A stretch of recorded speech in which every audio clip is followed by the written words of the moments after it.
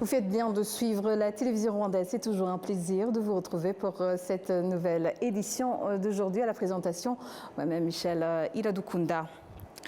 Parlons affaires étrangères. Ce matin, le ministre des Affaires étrangères et de la coopération internationale, Olivier Jean-Patrick Nduhungirehe, a fait ses adieux à son Excellence Elick William Needler, ambassadeur sortant des États-Unis d'Amérique au Rwanda. Au cours de cette rencontre d'au revoir, le ministre Nduhungirehe a salué l'excellente coopération entre le Rwanda et les États-Unis, marquée par un partenariat solide dans plusieurs domaines stratégiques, notamment la diplomatie, le développement, la sécurité, la santé et l'éducation. Il a exprimé sa reconnaissance pour la contribution significative de l'ambassadeur Needler au renforcement des relations bilatérales entre les deux pays, soulignant son engagement constant en faveur du dialogue, de la coopération et de l'amitié entre les peuples rwandais et américains. De son côté, l'ambassadeur sortant a remercié le gouvernement qui lui a réservé un accueil chaleureux tout au long de sa mission au Rwanda et s'est dit honoré d'avoir servi ici. Il a réaffirmé son attachement aux relations durables entre les deux nations et son optimisme quant à leur avenir commun.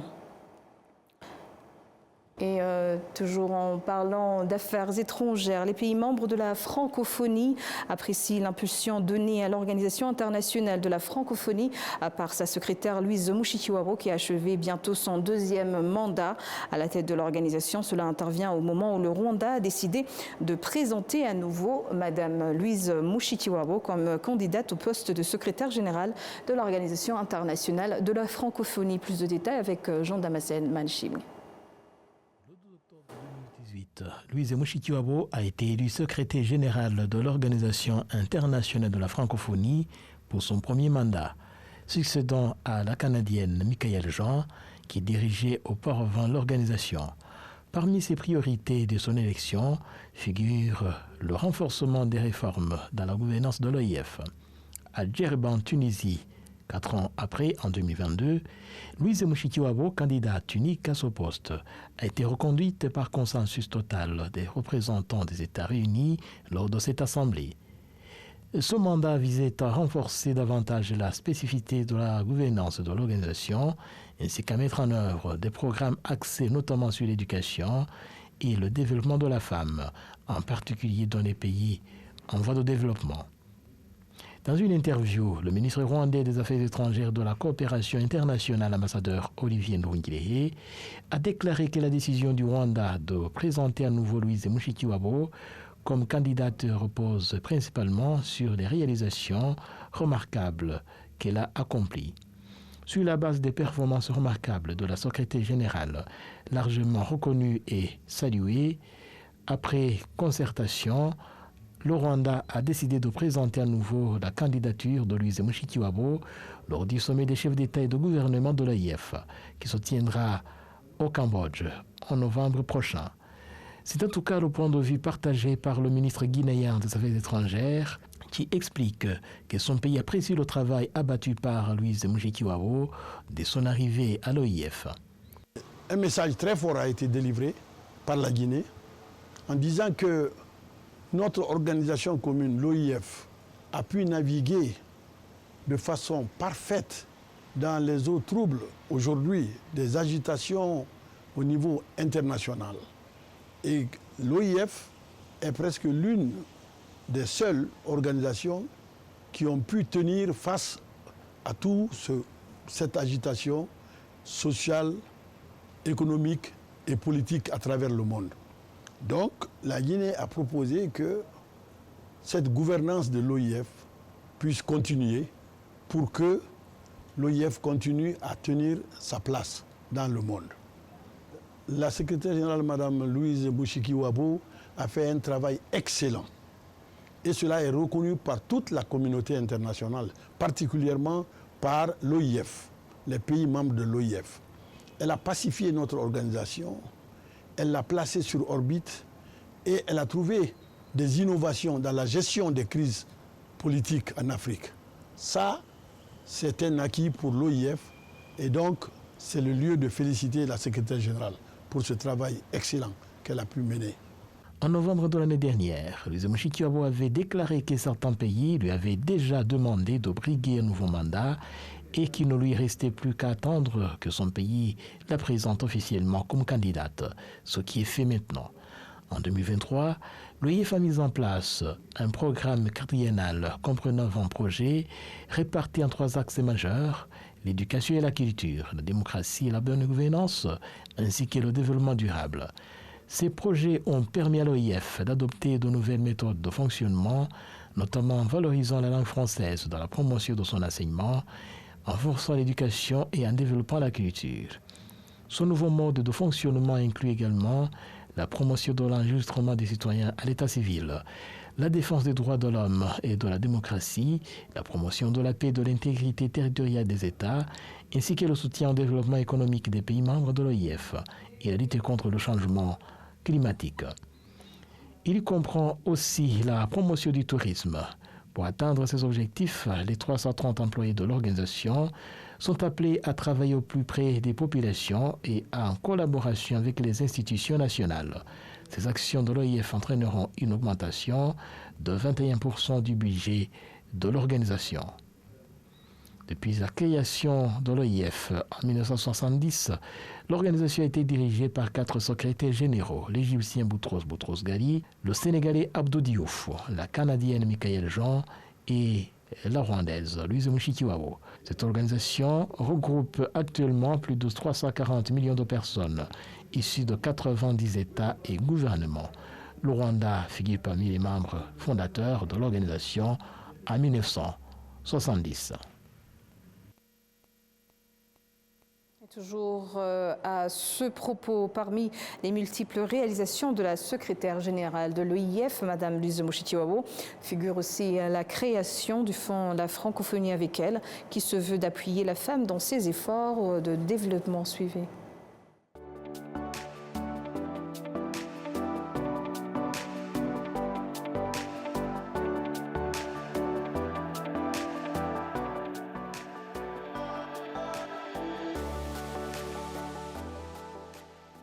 La pandémie de 2020 a eu un impact considérable dans le monde, notamment sur les femmes et les filles les plus vulnérables de l'espace francophone. Le risque de voir leur précarité s'aggraver est d'autant plus fort qu'elles sont souvent dans le secteur informel et n'ont que peu ou pas accès aux services de base. La solidarité et l'amélioration de la condition des femmes, et particulièrement leur autonomisation économique, sont au cœur de la stratégie de la francophonie en faveur de l'égalité entre les femmes et les hommes. Le fonds, La Francophonie avec elle, s'inscrit dans cette stratégie. Créé en 2020, ce fonds est un dispositif permettant d'apporter des solutions pérennes en soutenant des actions de terrain, répondant aux besoins des femmes et des filles de l'espace francophone et renforçant leur autonomie économique et sociale dans une perspective de développement durable.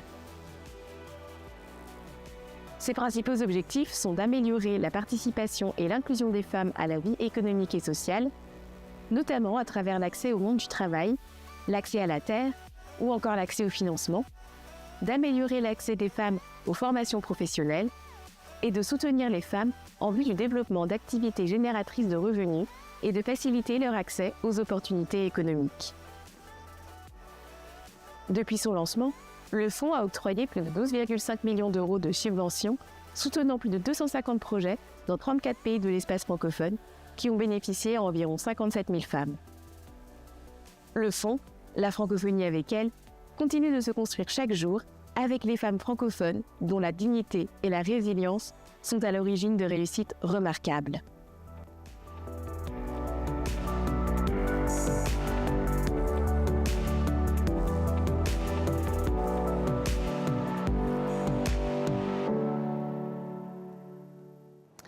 Le ministre des Infrastructures, le docteur Jimmy Gassoré, a pris part à ce jour à la cérémonie d'ouverture de la Semaine de la durabilité d'Abu Dhabi 2026, ainsi qu'à la cérémonie de remise des Zahel Sustainability Prize Awards, aux côtés de plusieurs dirigeants et décideurs du monde entier, placés sous le thème de la promotion des solutions concrètes et innovantes pour un développement durable. L'édition 2026 met l'accent sur les actions pratiques visant visant à accélérer la transition énergétique, renforcer la résilience climatique et promouvoir une croissance inclusive et respectueuse de l'environnement.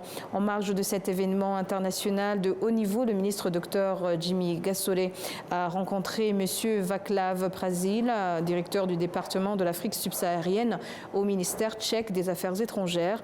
Les deux responsables ont échangé sur les opportunités de renforcement de la coopération entre le Rwanda et la République tchèque dans plusieurs domaines d'intérêt commun, notamment le développement durable, l'investissement, l'innovation et les partenariats économiques. L'association Ibuka, qui défend les intérêts des rescapés du génocide perpétré contre les Tutsis, persistant à la justice, ont dénoncé les obstacles persistant à la justice internationale. Elle regrette que plusieurs auteurs du génocide installés depuis plus longtemps en Europe invoquent aujourd'hui leur âge avancé pour éviter de comparaître devant les tribunaux alors qu'ils ont vécu librement pendant des décennies. Les détails. Selon Maître Richard Gisagara, avocat des parties civiles dans les procès liés au génocide contre les Tutsis jugés en France, l'année 2025 a marqué un tournant important dans la compréhension par la justice et les autorités françaises de la gravité du génocide et de son idéologie. Izo manza zose zaciwe hari message zasigiye abafaransa abari mu rwego rw'ubucamanza cyangwa se no mu bayobozi. Les décisions rendues en 2025 ont envoyé un message fort aux autorités françaises, aussi à leur société. On l'a vu récemment avec la mobilisation qui a empêché l'inhumation de prothèses guilanilas en France. C'était un événement préparé de longue date. Mais la réaction et la mobilisation des Rwandais, leurs amis et les défenseurs des droits de l'homme a conduit les autorités à refuser. Il en est de même pour un concert qui devait avoir lieu au début de la période de deuil de la commémoration, dans une tentative de perturber la commémoration et de banaliser le génocide en le mélangeant à d'autres conflits. Grâce à cette mobilisation, ces initiatives ont été annulées. Tout cela montre que la France commence à reconnaître que le génocide contre les Tutsis est une réalité historique et non un discours politique. Malgré ces avancées, Maître Gisagara souligne l'existence de frais importants qui ralentissent encore les procédures judiciaires.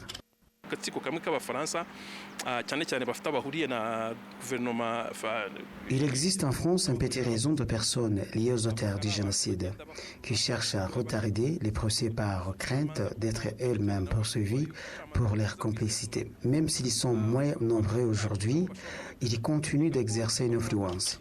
Cela explique pourquoi certains dossiers, comme ceux d'Agathe Kanziga ou d'Aloïse Niliragabo, restent bloqués. Avec le temps, les mémoires s'affaiblissent et recueillir des témoignages de plus de 30 ans après le génocide devient de plus en plus difficile. Par ailleurs, la volonté politique qui a permis l'ouverture de ces procès est récente et liée au réchauffement des relations diplomatiques. Rien ne garantit qu'elle sera durable, ce qui pourrait avoir un impact sur la suite des procédures. Pour Ibuka, ces lenteurs ont des conséquences humaines graves. Son président, Dr Philbert Gakwenzile, déplore que certains rescapés meurent même sans avoir vu la justice rendue. Quand on dit que les auteurs du génocide vivent en Europe et que l'on explique ensuite qu'ils ne peuvent pas être jugés à cause de leur âge, cela pose un sérieux problème. Ces personnes n'y sont pas arrivées seules. Prenons l'exemple de Félicien Kabuga, arrêté en France après 25 ans. Comment est-il arrivé en France? Qui l'a aidé? Qui lui a fourni de documents de voyage de séjour? Il n'était pas sans papier. Il a utilisé de nombreux passeports délivrés par les États. Ce sont ces complicités qui empêchent la justice d'aboutir. Ceux qui ont facilité la fuite et la protection de ces génocidaires doivent aussi être tenus responsables, car leur attitude prive les victimes et les rescapés de justice. À ce jour, environ 30 dossiers liés au génocide contre les Tutsis de 1994 sont encore en instruction en France. 3 procès sont programmés en 2026, dont celui en appel de Claude Mohaimana, condamné en 2021 à 14 ans de prison pour la complicité de génocide. Et lancement ce mardi à travers tout le Rwanda des travaux d'Académie d'éducation civique Urugerero qui rassemble les jeunes qui ont terminé l'école secondaire l'an dernier lors de cette 13e édition. Ces jeunes mèneront diverses activités visant à résoudre les problèmes qui freinent le développement rapide des populations, notamment la construction des logements pour les plus démunis, l'aménagement des routes, la construction des latrines, la mise en place des jardins potagers, entre autres. Ils bénéficieront également des formations et de conférences portant sur l'histoire du Rwanda et les valeurs culturelles rwandaises qui les aideront à bâtir un Rwanda meilleur. Le ministère de l'Unité nationale et de l'engagement civique a rappelé qu'un tel encadrement est fondé sur les valeurs de la culture rwandaise. Cette 13e édition nationale de Urugerero, dit Ingoma Zabigui, rassemblera environ 42 jeunes qui passeront un mois entier dans ce programme.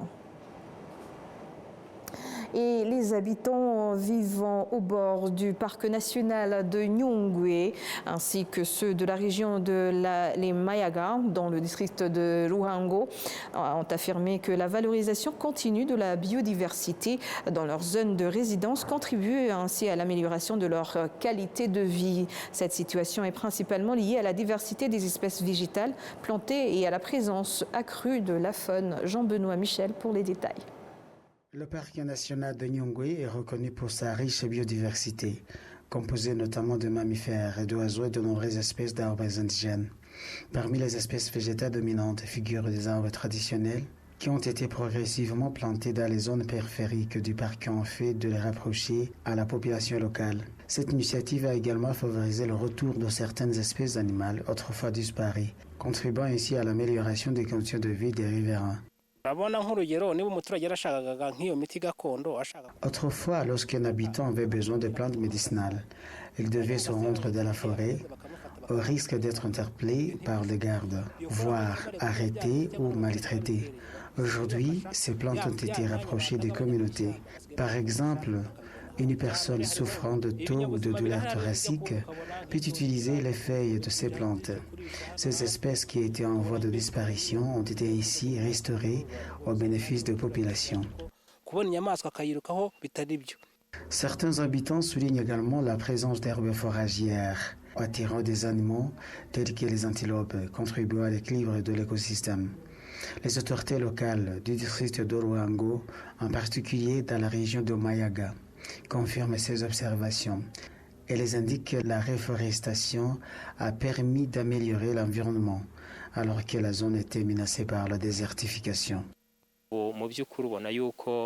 Aujourd'hui, notre région est plus verdoyante. Elle a commencé à ressembler à un désert, mais la région d'Amayaga retrouve progressivement sa fertilité, ce qui favorise le retour des pluies et améliore la qualité de l'air que nous respirons. De son côté, le chercheur en biodiversité et développement communautaire, également directeur de l'ONG Biocor, Dr Ange Imanishimwe, souligne que ces actions rapprochent également le tourisme des populations locales. Il précise que, dans le corridor de Nyungwe, un programme de restauration de la biodiversité est mis en œuvre en collaboration avec l'État.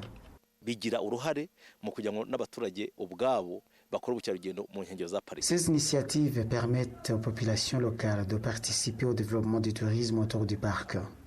Les arbres médicinaux, autrefois uniquement accessibles à l'intérieur de la forêt, sont désormais disponibles en périphérie, évitant ainsi toute pression supplémentaire sur le parc national. À ce jour, plus de 177 espèces végétales, autrefois disparues, ont été restaurées dans le corridor de Nyungwe, ainsi que 5 espèces de mammifères et plus de 35 espèces d'oiseaux.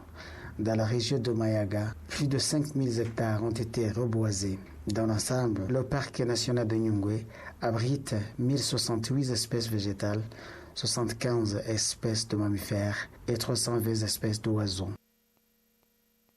C'est sur ces images que nous clôturons cette grande édition. Au nom de toute l'équipe qui a contribué à sa réalisation, je vous remercie. Bonne poursuite des programmes de la télévision rwandaise.